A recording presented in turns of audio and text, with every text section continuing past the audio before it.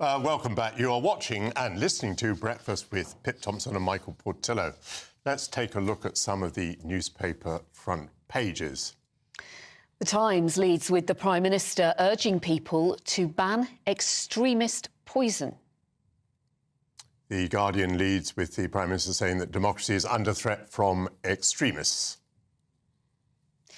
The Daily Mail says that Rishi Sunak delivered a speech that the nation needed to hear. And the Telegraph leads with the Prime Minister's speech saying that democracy is under threat. Finally, the Eye leads with Labour leader Sir Keir Starmer saying he is sorry about George Galloway. And now, joining us to go through what's making the news is the writer and podcaster Lewis Oakley and showbiz reporter Stephanie Tecci. Yes. Actually, Stephanie, if it's all right with you, I think we might begin with Lewis. Yeah. I think we might just pick up on the big story about Rishi Sunak. I don't know whether you've been listening to the debate in the studio this morning. I don't know what your we were gossiping in the green room, so it's fresh to me. But yeah, obviously, for anyone that wasn't around on Friday night, we had this big announcement that there was going to be an announcement from 10 Downing Street. We thought general election, what's going to happen? Yeah. But no, he wanted to talk to us really about the extremism we've seen in the last days and weeks. And I've got to be honest here, it didn't really do it for me. I know that there were some people that were really, felt that it was good that a Prime Minister had said this and that it was the right thing to say. The cynic in me said he got what he wanted. George Galloway is only on one of these front pages. And I think that it was about him reclaiming the narrative a little bit, which is not to be completely cynical, of course. The Prime Minister needs to say these things and take a firm stand. But, I was listening out for the buzzwords in there that were like framework and things like this. It was like, but what are you actually going to do? Because I think this has been the Conservatives' problem for a long time. They can talk a good game and say they're going to be firm, but then completely drop the ball when it comes to the reality. Actually, you've just made a point which we had graphically illustrated, because we went through all the front pages there, didn't we? And they were almost identical. Yeah. They were all on Rishi. So he certainly did pull off the trick of driving Galloway off the front pages. He did, but then again, the problem is when Rishi makes these grand gestures, it always comes back to criticism towards him, where it's almost little too late. And Rishi, you do talk a good talk, but can you walk a good walk in terms of trying to combat extremism in the UK? And my problem with it is it's an ideology. We now need to be going to the grassroots levels. This has been happening in the UK well over a decade. So why is now Rishi feeling like people are just suddenly going to listen to him and be like, OK, we're all going to get together and we're going to try fight this? It's too late. So you're not saying he's wrong?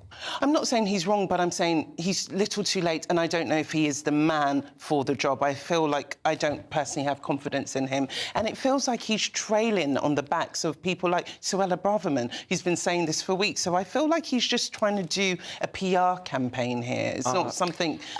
Catherine was saying, in complete disagreement, Stephanie, that she believes his speech was one of the best ever given by any Prime Minister. No, it really reminded me of that time in the Brexit negotiations where Theresa May called a press conference and we thought, what is she going to say? And she walked out and basically said, I'm trying, and then walked off. And it just gave me that kind of vibes. I also thought, and I know it was, an outside of Number 10 press conference, but take questions, you coward. Take questions. We need the detail here. We need some scrutiny. You can't just grandstand and say this well-written speech in rehearsing all day. He talked about, sorry to interrupt, Lewis, just saying about giving us some substance. He talked about a framework, didn't he, for police, without telling us how much... framework for police, and police must manage control the protests, not just manage them. And also, that promise that if someone had come here on a student visa and then made trouble in an extremist way, that they would be expelled. But we know that... Well, I think he said the visa would be revoked. So it's like, then what? I mean, no one gets removed. And Stephanie... The one of the GB views that shook me was the one that said, get out of your metropolitan bubble. And people know that GB News aims not to be in the metropolitan bubble. So that one stung a bit for me. Do you think we ought to move on, though? OK. Stephanie, you wanted to tell us what Keir Starmer had been saying yesterday. Well, he's apologised to voters in Rochdale following George Galloway's win, but he said it was the right thing for him to disown his candidate, Azhar Ali, who obviously they've distanced themselves from him due to his anti-Semitic views.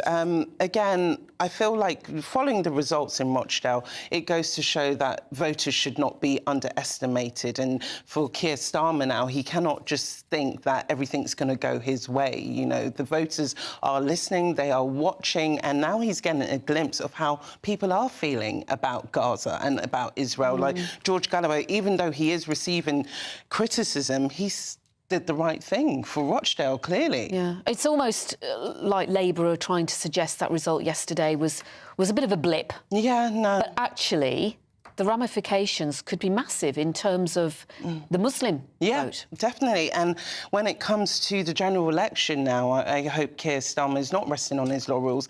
And, you know, with these kind of big points of topics where people are, you know, interested in talking, he now needs to take a stand now. He needs to be quite vocal on where his party stands and what his view is. Well, it's very interesting to see the pressure on Labour finally, because their strategy of just say nothing and watch the Tories fall over is not going to get them through this Gaza issue, clearly. I mean, he's issued an apology and you sort of think, well, you can understand, your hands were tied. You had to stand him down and the ballot papers have been printed. What were you going to do?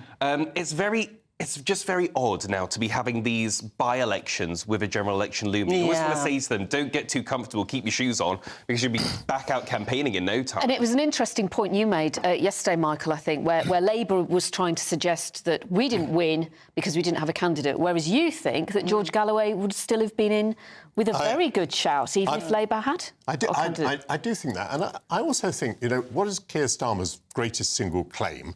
It is that he's taken the Labour Party, taken it away from what it was under Jeremy Corbyn, got rid of the anti-Semitism. And yet, when it comes to a by-election, they cannot find a candidate who can get 48 hours into the campaign without saying something blatantly anti-Semitic. It's absolutely extraordinary, isn't it?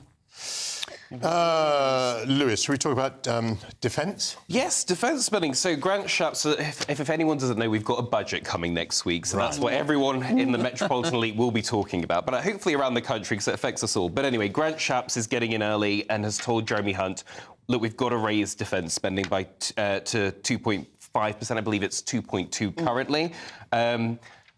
There are a lot of threats coming our way. We've got wars going everywhere. We've had talks about, you know, Trident missiles that can't take off. We've, you know, got ships that we're having to take out of commission because we can't staff them. We're talking this morning about Typhoon jets that are being retired. It is an abysmal situation. It really does feel like we're not taking this seriously in a more dangerous world. And the thing about defence is you hope you never have to use it. So I actually do... Whilst there's a lot of things that need funding at the moment, I do actually think we need to... But I think we actually probably need to go a little bit further than this and say, you know, if we ever were at war, let's not be caught with our pants down. You know, could we feed our citizens? You know, could we create steel? It's not just about missiles and service people anymore. We actually need to say, could we keep the country running? If someone took our internet down, what would we do? And you always think, are you... really thinking this thing through? Lewis, you make really good points. I absolutely applaud what you're saying, but I think the belief in money is a bit naive. I mean, we're spending 2% of GDP, we're spending £50 billion. I've been both Defence Secretary and Shadow Chancellor. If I were the Chancellor, I don't think I'd give more money to the Defence Department. They spend the money so appallingly badly. I mean, with 50 billion, and they can't get either one of the carriers out to sea. With 50 billion, they've only... So where are they spending the money then? They're spending it so badly. Where's it going? Well, for example, I think they put either 3 or 5 billion, I forget, into a vehicle for the army, which they're not even sure now they're going to produce, because it made the... When they put it into tests, it made people so sick and so deaf that they're having to rework the vehicle. So billions are going into programmes that never see the light of day. But one of the great mysteries is what happens to money in the Ministry of Defence. It goes in the top and it doesn't come out the bottom. Really? Stephanie, you were you were certainly in agreement with some of what Lewis was saying. You know, I'm not a money girl at all, but I just, for me, I just think, where is this money coming from?